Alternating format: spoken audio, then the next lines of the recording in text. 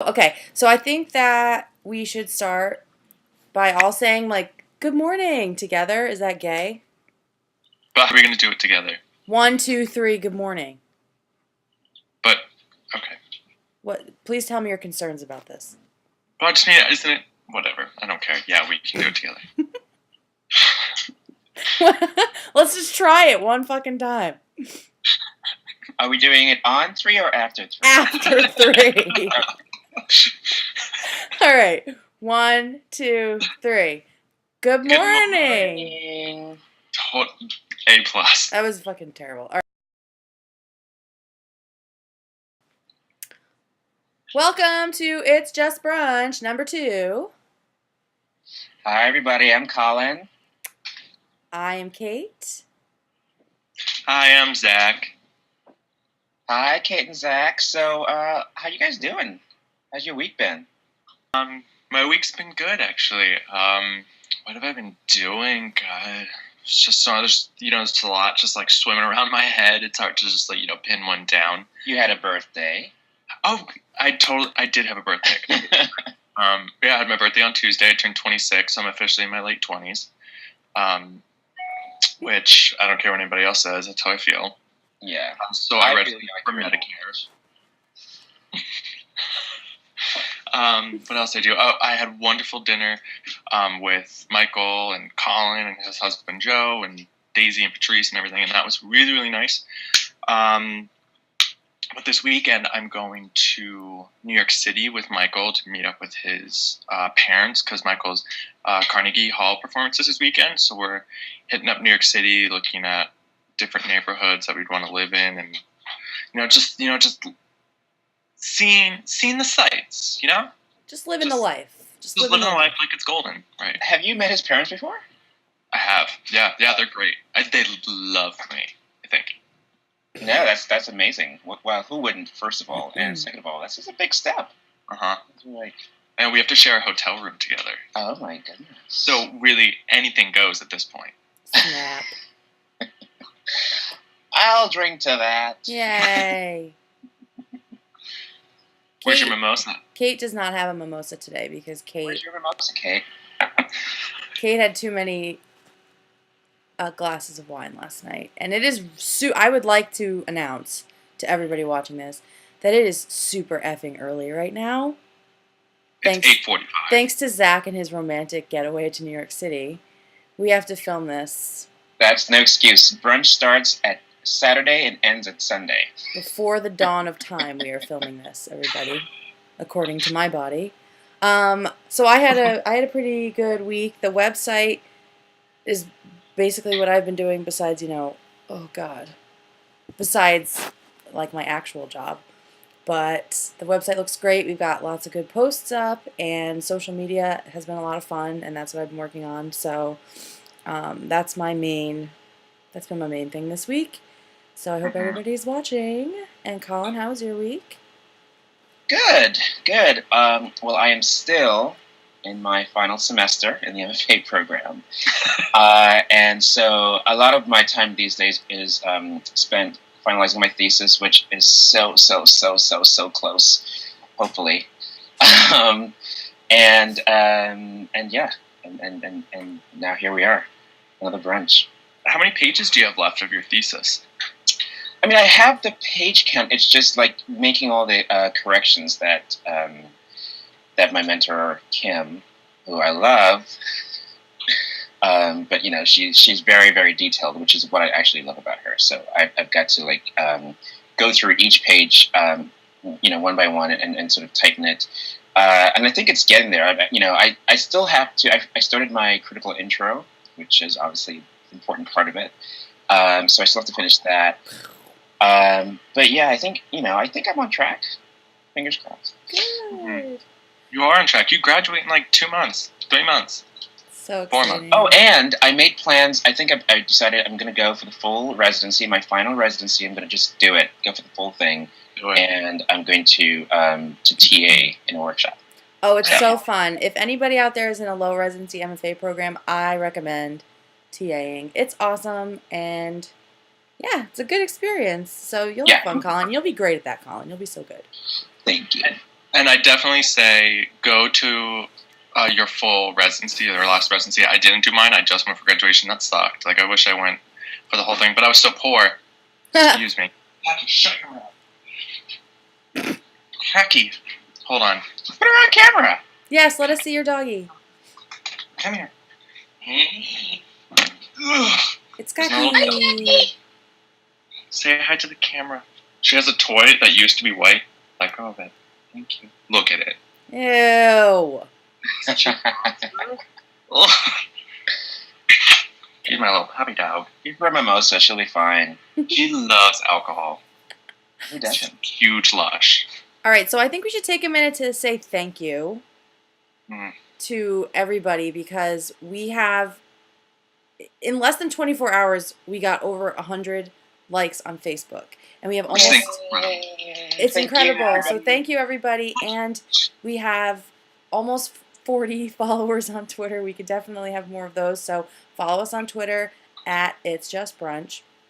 And also thank you to everybody who has been commenting on the website and emailing us. We've been getting emails about the website and what people like about it as well. So please keep all of that feedback coming in, so we know we're doing bad feedback. Only good feedback. Yeah, no bad feedback. You can keep that no shit bad to feedback. yourself. We'll delete it immediately. We're writers after all. And we will judge you and find you wanting. So yeah, all we want is good feedback right now.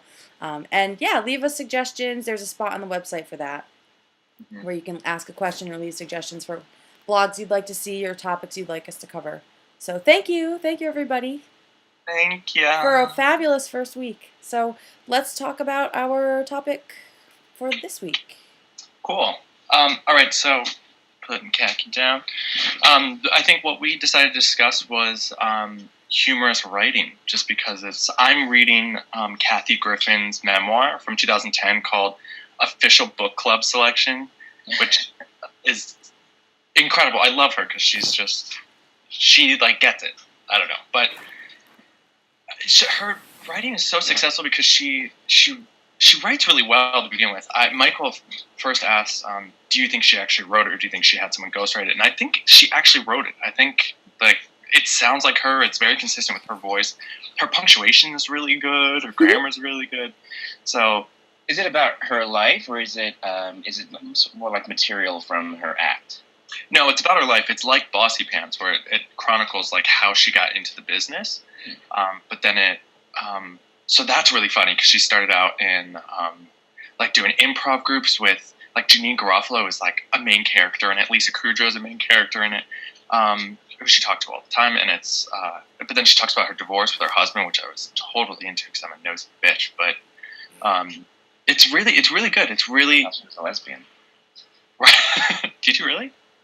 I would believe it. I don't know. No, I didn't think so. Didn't she marry a dude recently? What was that? Didn't she marry a dude recently? Well, she got divorced in 2010.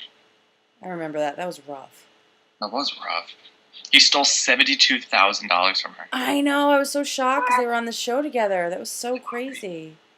He would in the book. He takes her ATM card, and while she's sleeping, he gets up really early in the morning and takes out $1,500 every day. And she doesn't notice. She didn't know. No, she has an accountant. So that was my first question. It's don't you use online banking? But she didn't notice. Oh my God. $72,000. You got to be rich to $70,000. Right. But I think what she does really well though is that that chapter about her husband is really serious, and then she has chapters about fucking Jack Black, and that's really funny. And then she has a chapter about her mother or she talks about her brother, which is really sad. So she has this really wonderful balance about humor with the serious, and the humor is over the top because she's over the top. It's dick jokes. She says, just horrible things. What's up? Your camera all of a sudden looks like poopy shit, and I don't know why. Doesn't it? Oh, it's a little bit better now. I don't know what the issue was, but you look like you were filming in Baghdad again. You're a little glitchy too. Great. This is going to be a high-quality video, folks. That's what edits are for. Yeah. Right? Thank God for iMovie. All right. Am So I anyway, any? back to the serious stuff. All right. So yeah. So you like that she sort of weaves in the serious and the funny. Hmm. I Well, think I that's think I think that's important. I think they. I mean, Tina Fey did that in Bossy Pants too, right? yeah, Colin. Yeah, that's why I asked about Kathy's book, because her stage persona is very over the top, and the humor is can sometimes be overwhelming. But I think the word you use there is balance, and so if you're able to balance it with actual storytelling, then it can be extremely effective. Um, I think that as a reader, I gravitate to writing that's pretty much just clever. It's the words themselves are sort of clever enough to startle me or impress me, and sometimes tickle me. Um, as long as it doesn't descend into pure shtick, hmm which it sounds like she doesn't. Yeah. right. Well, that's kind of it kind of mirrors. I really love the nonfiction comic books, something like Fun Home.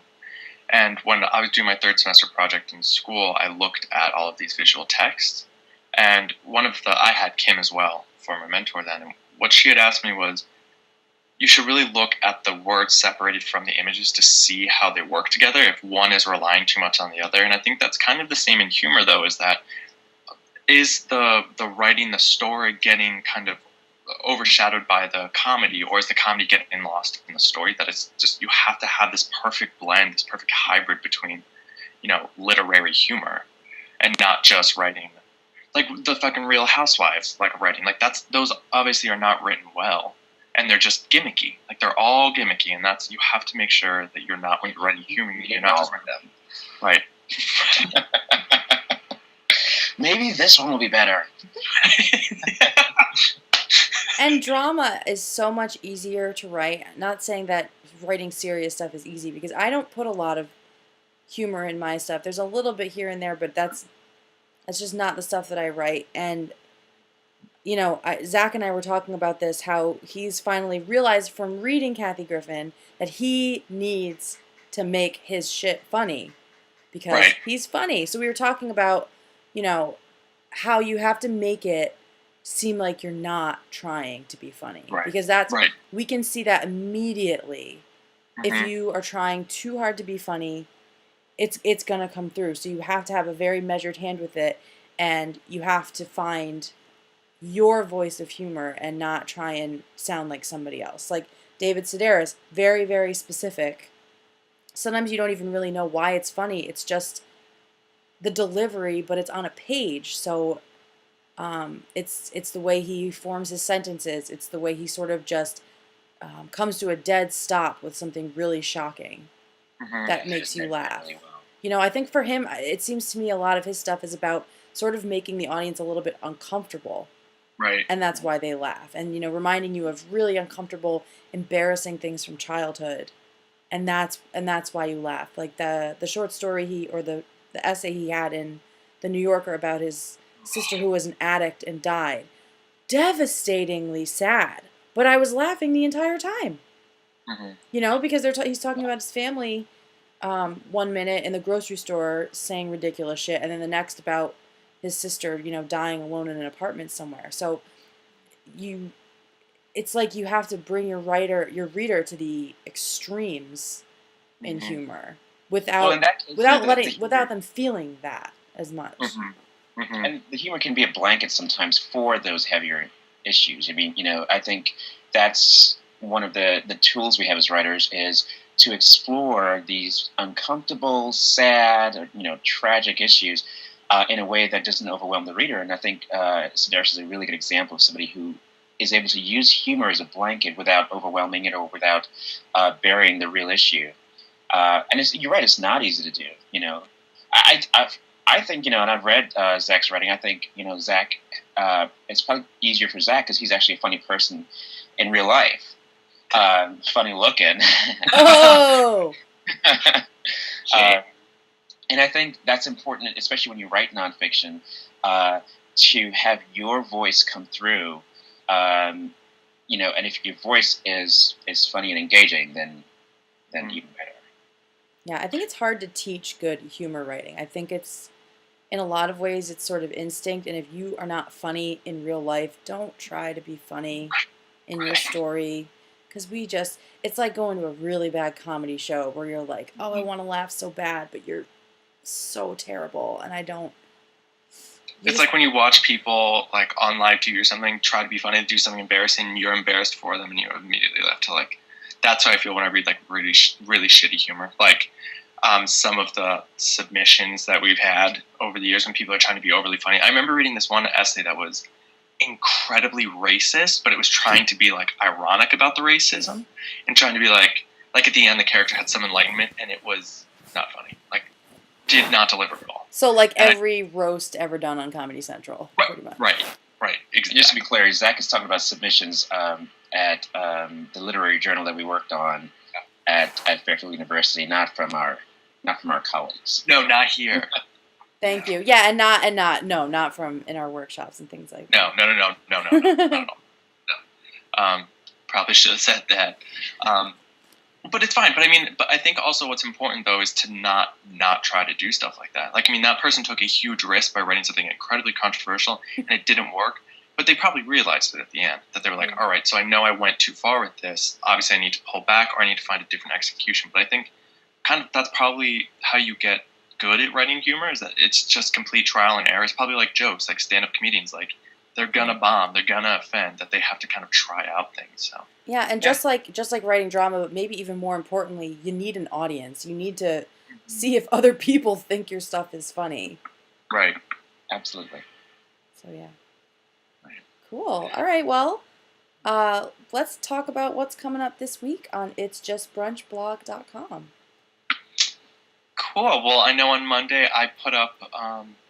We all are putting together a writing prompt because we're gonna send it off early, so we can start your day off right with a writing prompt, a cup of coffee, get the mind working.